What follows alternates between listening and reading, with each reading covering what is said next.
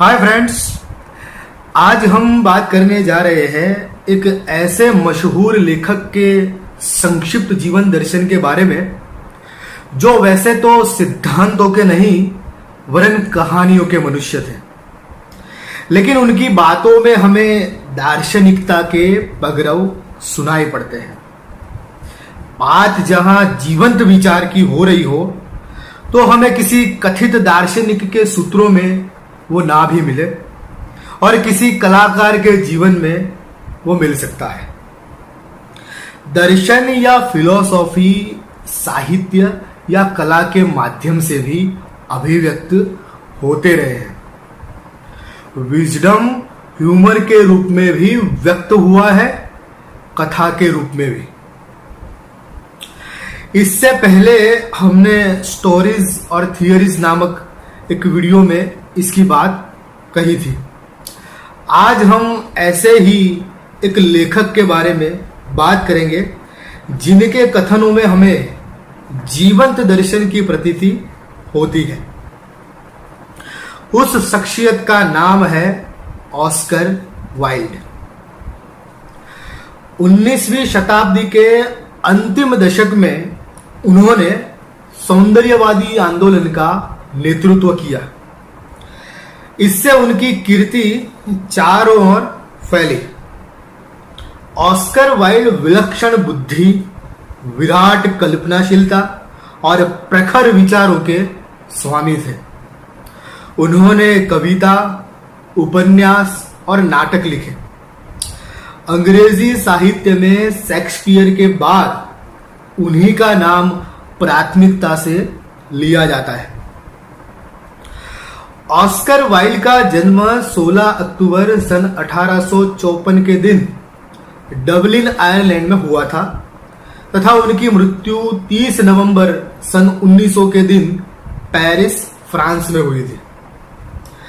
1890 के दशक में लंदन के अत्यंत प्रसिद्ध नाट्य लेखक वाइल्ड एक आयरिश राइटर और पोएट के रूप में जाने जाते हैं तथा उनकी बातें और उनके कथन बड़े ही मार्मिक होते हैं।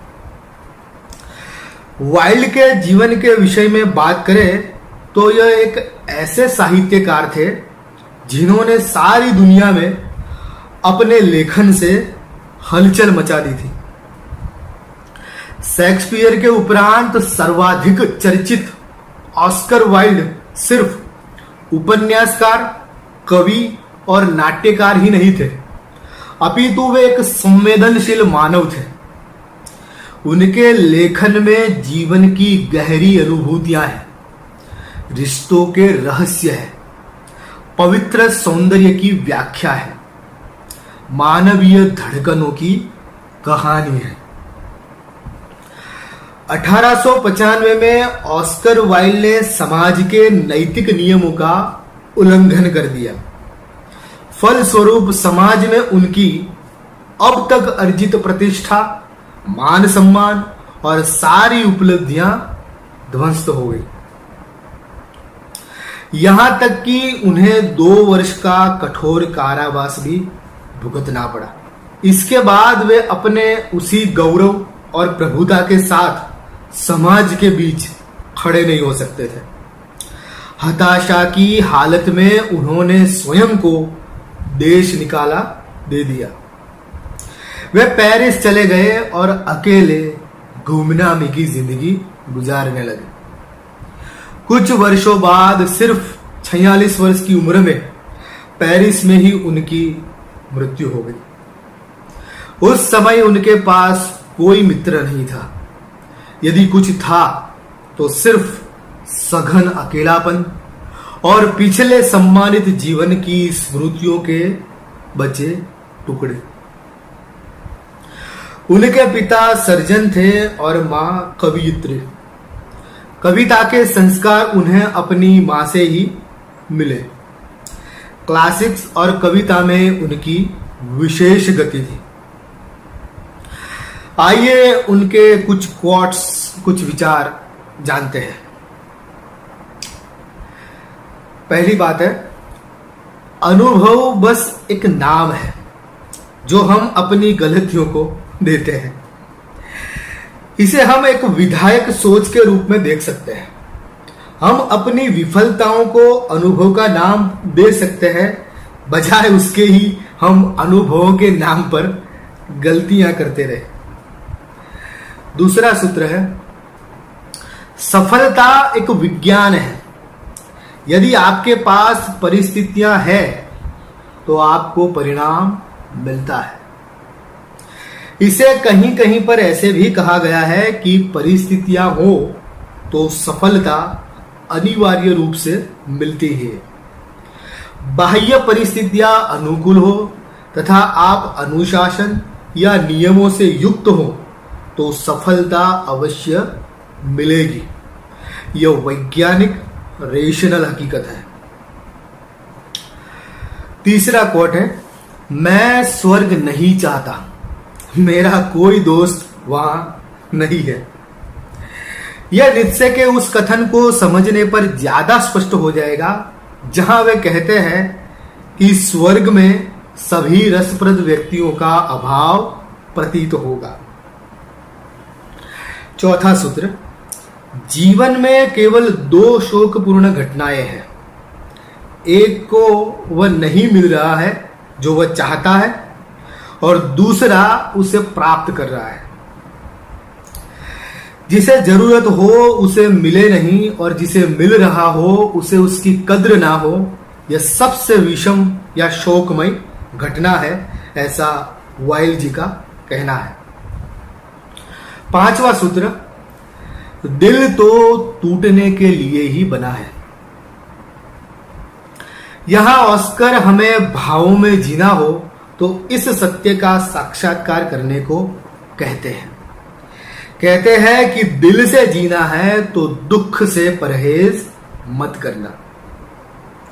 छठा सूत्र, मूर्खता के अलावा कोई पाप नहीं है। इसमें कुछ कहने की आवश्यकता नहीं है, यह हमें स्पष्ट रूप से समझ लेना चाहिए तथा बुद्धिमानी से जीना चाहिए। सातवां कोट, कुछ लोग जहां जाते हैं वहां खुशियां लाते हैं, और कुछ लोग जब जाते हैं तब। आठवां सूत्र, मुझे लगता है कि भगवान ने आदमी बनाने में कुछ हद तक अपनी क्षमता को कम कर दिया। नीत्शे तो यहां तक कहते हैं कि यहां ईश्वर ने गलती कर दी।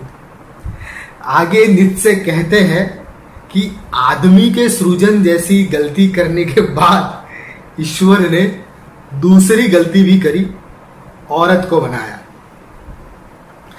नौवां सूत्र, अच्छा होने की तुलना में सुंदर होना बेहतर है, लेकिन बदसूरत होने की तुलना में अच्छा होना बेहतर है। 10वां सूत्र, एक सज्जन व्यक्ति वह है जो अनजाने में किसी की भावनाओं को ठेस ना पहुंचाए। यह बड़ा महत्वपूर्ण सूत्र है। सज्जन हमेशा जानबूझकर अपने पूरे होशो हवास में ही किसी की भावनाओं को ठेस पहुंचाते हैं, अर्थात उनका मकसद ठेस पहुंचाना नहीं होता, यह अनजाने में नहीं होता।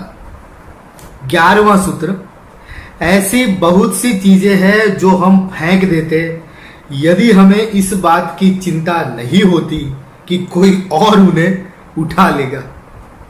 सोचे, समझे और विचार करें। 12वां सूत्र, मेरी बहुत सीधी सादी पसंद है। मैं हमेशा सबसे अच्छे से संतुष्ट होता हूं। यह सद्गुण बहुत कम लोगों में होता है। संतुष्ट होना बड़ा जरूरी है।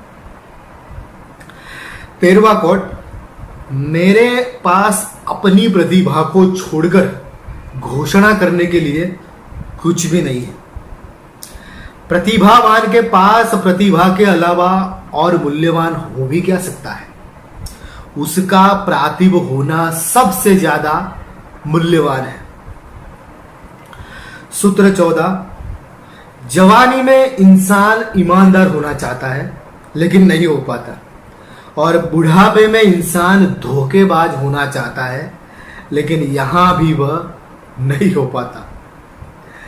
सूत्र 15, अगर आप निराशावादी से पैसे उधार लेते हैं तो वह वापस आने की उम्मीद नहीं करेगा। 16वां सूत्र, एक मर्द और एक औरत के बीच के संबंध में कभी मैत्री संभव नहीं है। उनके दौरान मोह, शत्रुता, पूजा और प्रेम हो सकते हैं, लेकिन दोस्ती नहीं। सूत्र 17, अंतिम सूत्र है जो कि वाइल्ड का बड़ा प्रचलित कोट है। हर संत का एक अतीत होता है और हर पापी का भविष्य होता है। इस अंतिम सूत्र को हम थोड़ा और लंबा करना चाहेंगे। वाइल्ड की बात तो सही है कि हर संत का एक अतीत होता है और हर पापी का भविष्य होता है, लेकिन हमें यह भी समझना होगा कि हर संत का भी एक भविष्य होता है और हर पापी का भी एक अतीत होता है।